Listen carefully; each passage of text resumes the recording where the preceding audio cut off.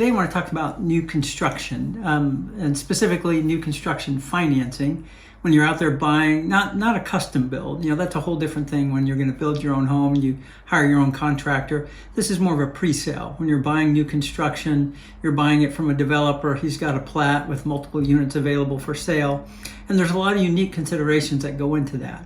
That you need to be aware of when you go into it. Some are unique to financing, some are unique to negotiation of the purchase. And so, first of all, the financing. New construction financing, first thing you need to know is that typically, when you're buying a pre-sale, usually you're buying a house that isn't complete.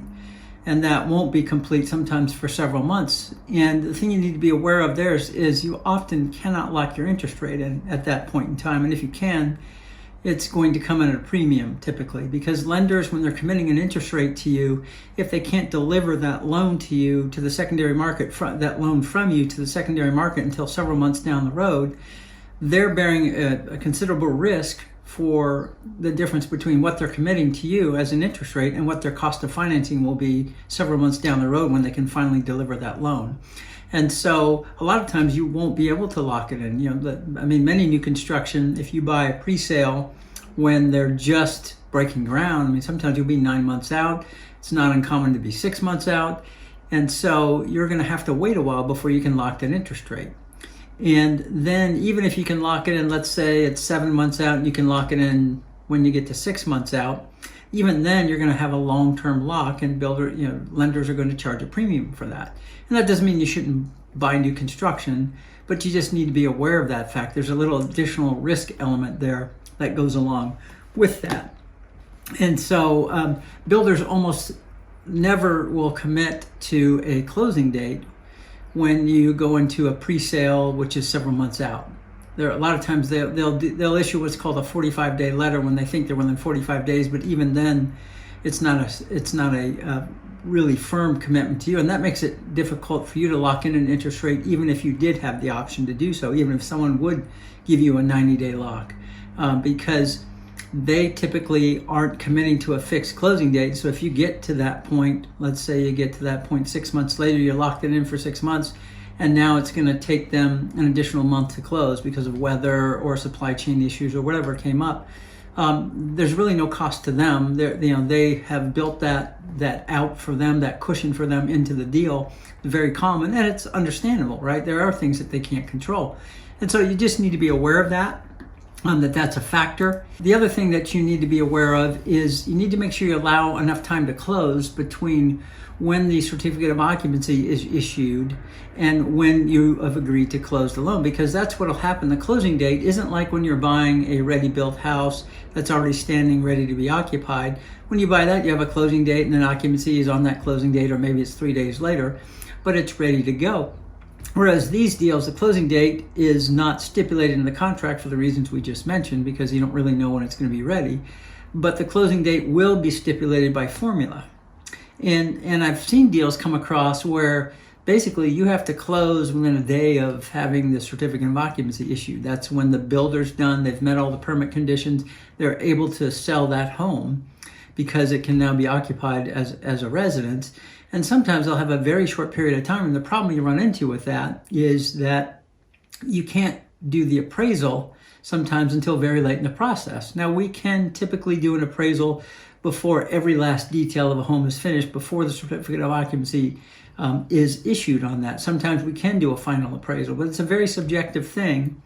And it's also unknown how long it will be between when the home is substantially completed and when that certificate of occupancy is issued. So it's always a good idea. I've had deals where that very short period of time was a problem because we've sent appraisers out there and it wasn't substantially complete according to the lender specifications. And again, it's a very subjective thing, so it's hard to really nail down ahead of time.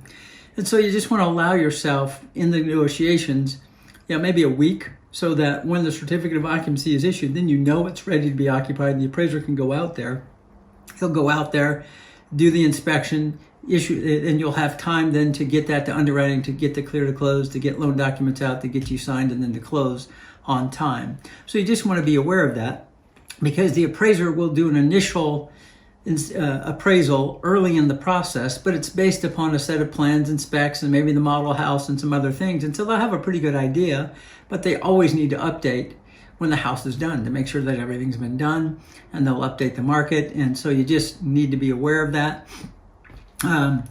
The third thing I want you to be aware of is with regard to financing new construction is many builders will have what's called a preferred lender. They'll have a preferred lender or lenders that they will either suggest to you, or sometimes they'll require that you get pre-approved with.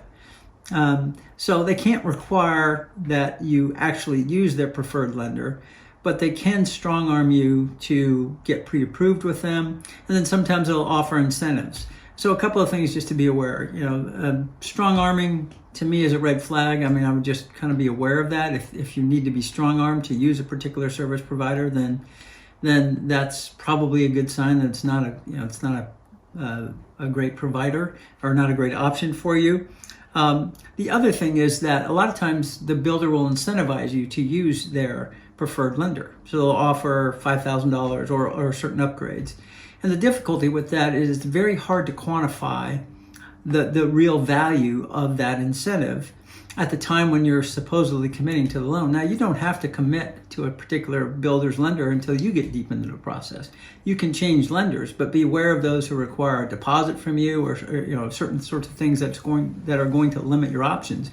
Because if you have to choose and make a hard commitment 6 months away, it's very hard for you then to quantify what the real value is or what they're really offering, because it's very hard for you to get a commitment, a loan estimate of cost and fees and interest rate 6 months out. A lender's just not going to commit that to you. Again, unless you're talking about a very long-term lock, they're generally not going to commit that to you. And so there really is no way for you to take what they're offering and then compare it to what you could get on the market. To go to somebody else, go to a broker and say, hey, this is what I'm being offered by the builder. What can you do? Well, if it's 6 months out, nobody can really tell you what they can do at that point. They can tell you kind of, here's what I would do today, but it's hard for you to hold anyone accountable for that. So you really need someone you can trust.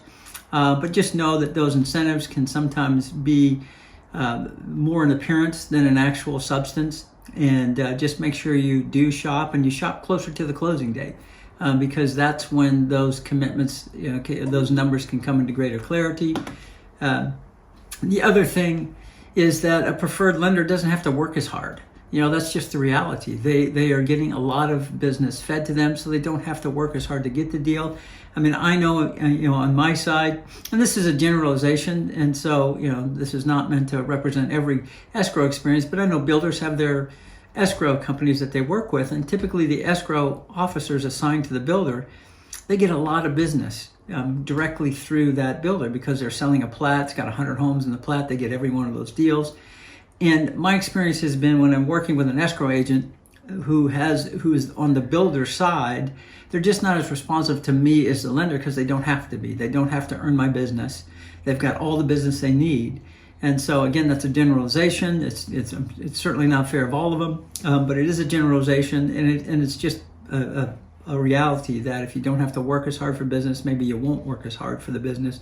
And so for all those reasons, just make sure you shop around and find someone you can trust and get a good quote from them, and don't just fall into the preferred lender because you think preferred means better pricing, better whatever.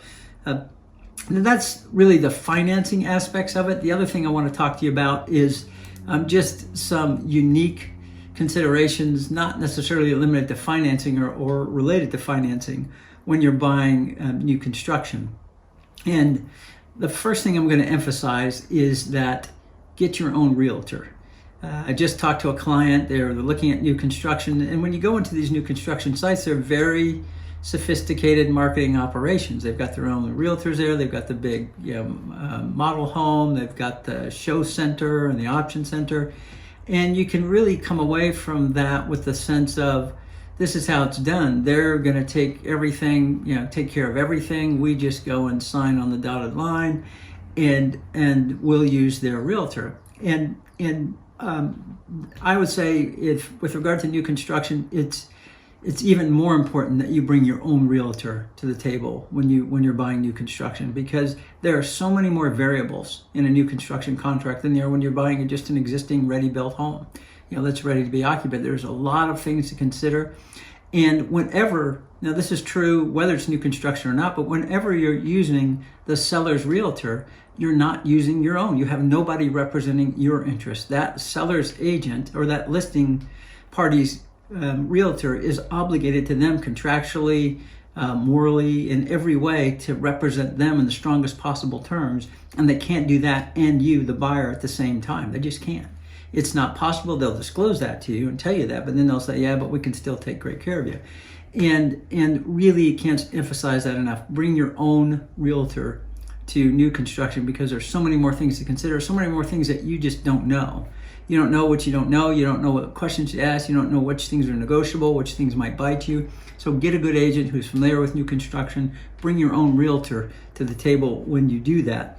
Now, with regard to new construction, one of the things you should be aware of is pricing is generally going to be more rigid than in an existing home. And the reason for that is that builders are typically building multiple houses in a development, and lowering the price of one house is like blood in the water. When they lower the price of one of the homes, there's many similar homes that they're offering for sale in that neighborhood, and if they have to lower the price on one, you can bet everybody's going to know about that and everybody's going to expect that. And so they're very reluctant to do that. And so that what they will do instead is they will offer all manner of incentives instead of lowering the price. If the market dictates that the price needs to come down in order to sell their properties, a lot of times they'll offer incentives. I have a builder right now who is selling, I think, maybe $1.5 million, maybe $2 million properties. Can't remember what it is, but they're not selling. They're not moving as fast right now. And so this builder is offering a $40,000 incentive to buy the interest rate down. So instead of lowering his price by 40, which he knows will impact every house for sale in that development, and lower the expectation of everyone that comes in, that becomes the new starting point for negotiations. Instead, they're just going to offer some incentives, and those incentives don't show up in the public records. And so as a result, the price is the higher price, even though the net price is lower because the builder kicked in $40,000 to buy the interest rate down. The net price is really lower, but the publicly reported price and the correct price for recording purposes is that higher price, and that preserves that builder's equity in the other homes and ability to negotiate higher prices in those other homes. And so just be aware of that. Doesn't mean they won't negotiate prices down, but a lot of times it's done on more of a collective decision. It's not an individual negotiation decision. They may say, okay, we're going to need to lower the price of this plat, and they'll do that, but typically not going to see that done as readily on a house-by-house basis. So they will negotiate other items instead. And just the last thing is there are a lot more things to negotiate, as we talked about. That's why it's super important for you to bring your own realtor. There's home warranties that are very typical in new construction. There's upgrades. What are the cost of upgrades? What upgrades are available? What trade-offs? What decisions do I make? Change orders. What does it cost to do change orders? Is there an administrative cost associated with that? How do you fix the price of things that I want to change? What are the admin costs? Because they will charge you in addition to, let's say you want to upgrade from quartz to some other, diamond-studded countertops. And there's the cost of the material itself and the upgrade itself, but then there's administrative costs associated with that for them to process that change. And a lot of times those costs can add up as well. So you need to be aware of so many more things. Just be aware of those things and get yourself your own agent, and you'll do a lot better. By the way, if you have any questions, feel free to call me. I'm only licensed in Washington and Idaho, but a lot of these things are very general. I'm happy to help you. I know I have professional connections throughout the country. I'm a member of the Association of Independent Mortgage Experts. We're 12,000 strong across the nation, and so I can certainly refer you to people if you need good professionals elsewhere, but I can answer a lot of general questions as well. So feel free to call me or email me. My contact information is in the description. And one other thing, there is an article called 21 Questions to ask your home builder before signing a contract. 21 questions to ask your home builder before signing a contract. It was done by a company called Lincolnberg. They're a master builder. To be honest, I don't know where they are. I just looked it up. I was Googling and just trying to pick up additional information that I might want to offer. And it's really a pretty good list. I'm not going to go over it here now, but I'll include that in the description as well. You can link into that. Thanks so much.